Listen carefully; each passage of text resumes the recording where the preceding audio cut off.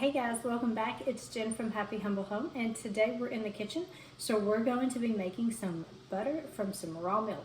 Before we jump into that though, be sure to hit the subscribe button if you haven't already, and then also don't forget to ring that notification bell so that way you are notified every time I upload a video or even like a little short or a story or whatever they're called on YouTube when those are uploaded as well. All right, so let's jump into making butter from raw milk.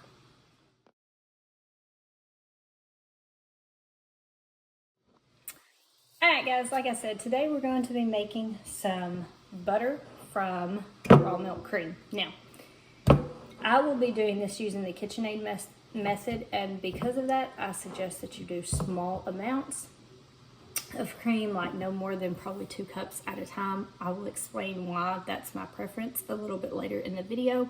But for right now, let's go ahead and jump into using the cream. So this cream I just skimmed off the top of the raw milk that I get, and it's usually enough to do a quart size jar. It's kind of hard to tell on camera, but you can see down here where I have some of the actual milk product on the bottom of this jar. So I didn't quite get all a jar completely full of cream. I've already creamed up half of it to make this butter. So about 2 cups roughly makes about 50 grams because I just weighed this. So about 50 grams of butter. So again, this is a small batch method. This is what we'll call it the small batch method. But whenever I'm gonna do this, I'm just gonna try to not pour too much of this extra milk in there because I don't actually have to have this because it would be poured off anyways. But right now we're gonna pour up this cream into our KitchenAid mixer. Alright guys, so we have our KitchenAid mixer here. This is just the basic 275 watt KitchenAid mixer. I do have the whisk attachment on this, and this is super simple. The only reason it's more time consuming is the amount of time that you have to let this run. But again, I'll explain why this is a small batch method, because it has to do with how long you have to let these KitchenAid mixers run. So we're just gonna pour our cream, and I'm gonna try to keep, you know, the actual milk part, maybe not try to pour as much off if possible, but if it all gets in there, it's not that big of a deal. It'll be okay, it'll mix out. So now all we're gonna do, this is super simple. All we're gonna do is we're just gonna let this, I'm gonna turn it on about medium to medium high, and we're just gonna let it whip. I'll kind of show you increments as we go throughout. And this way it'll probably take this mixture for about 2 cups of cream will probably take close to about 20 minutes of running. So it takes a lot of time for that little amount of butter, but in my mind it's better than wasting that cream, because sometimes I don't always get around to using it if I don't take this 20 minutes of my day to sit here and let it mix, or probably 30 minutes total by the time start to finish with making this butter. But we're gonna speed through that process, so it's not gonna be a 30-minute video, but it's a way to help me not waste the product. And there is other ways you could do this as well.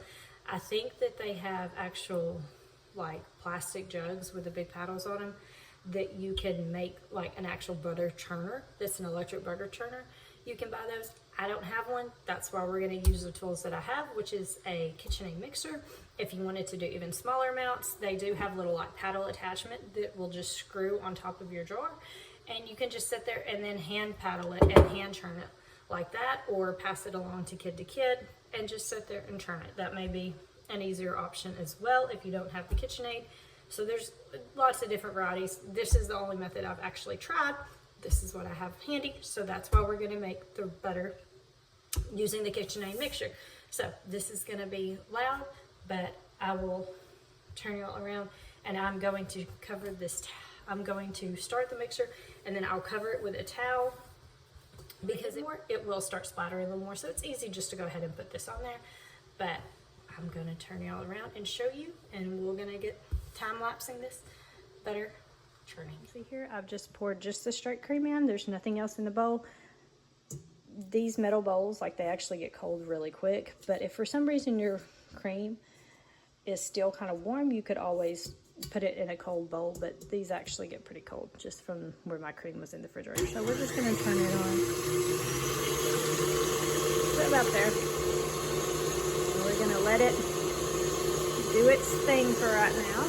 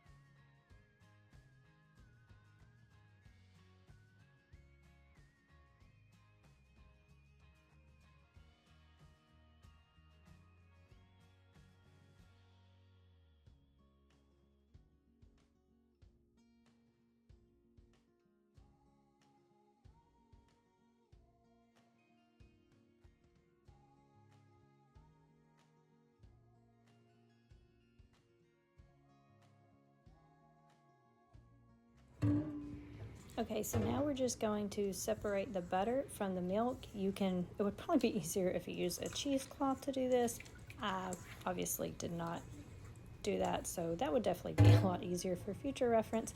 But we're just kind of clump it all together. You can save this buttermilk if you want to for recipes.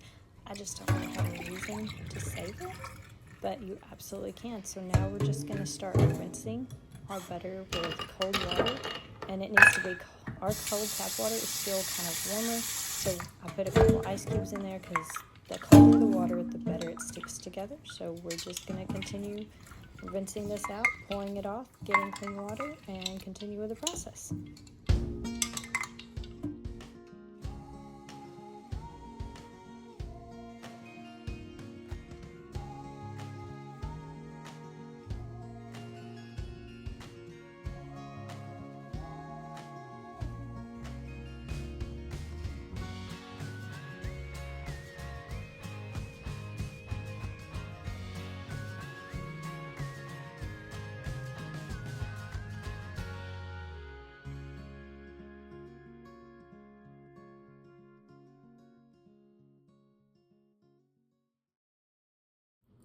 Alright guys, so see, this is why I said it was a small batch of butter, because this one was obviously about half of what my other two are. And several different things that I've learned doing these. One, when I first poured, whenever it got done mixing and I poured off that initial buttermilk, some people use that. I just don't have a use for it, so you don't have to pour off the buttermilk portion. And you could also let it mix just a little bit longer to help it clump together more. That's fine. You'll hear a difference in your mixture. You'll hear it start being a little bit more sloshy sounded, and it will adhere to your whisk better. But again, I just didn't, because at that point the mixer had been going for about 25 to 30 minutes.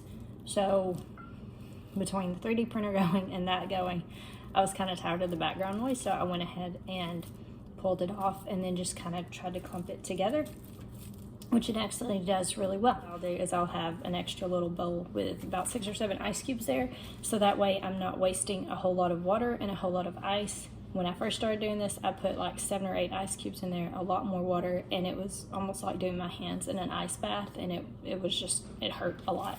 So doing small batches like this, I can use a little bit less water, 1 or 2 ice cubes, rinse it out really good. When the water gets cloudy, I'll pour it off, pour a little bit more cold tap water in there, put an ice cube or 2. The reason you just want it cold is it just helps the butter not stick to your hands as much, which as you've seen, it's going to anyways. But it just kind of helps prevent that. The colder the water, the less it'll stick to your hands or the bowl. So you just rinse it till it's clean, and then I just stick this in the in the freezer, and then I'll weigh it out. I know roughly how much these are, how much each one weighs. You can also buy little silicone trays that you can put your butter in, that goes ahead and divvies them up into the 8 tablespoons like a stick of butter would. If you buy that, that's an option if you have more. But since I do small batches, these work real well. I'll just stick them in a Ziploc bag or just let them freeze like this. And then as I need it, I can weigh it exactly how much I need. So as always, if y'all have any questions or comments, be sure to leave them in the comment section below. Thank y'all so much for watching, and I will see y'all later.